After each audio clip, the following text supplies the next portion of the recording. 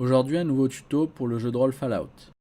Donc je vais vous montrer comment à partir d'un boîtier d'une vieille VHS, on peut obtenir une piste AD, des fiches de personnages et des aides de jeu, le tout dans le style de Vault-Tec de l'univers de Fallout.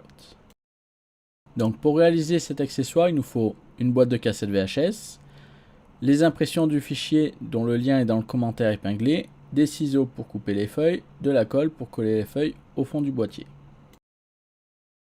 Donc dans le fichier, vous trouverez la couverture pour l'extérieur du boîtier, l'aide de jeu pour l'intérieur du boîtier, ainsi que les fiches de personnages redimensionnées à la taille du boîtier.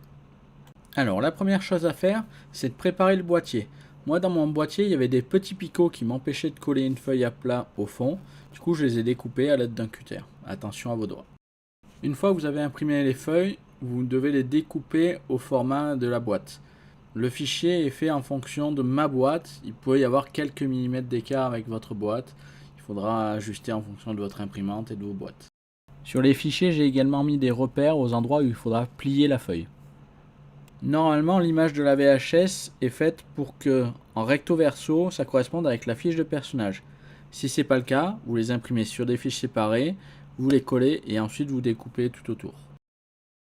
Ensuite, on va aller coller l'aide de jeu au fond de la boîte.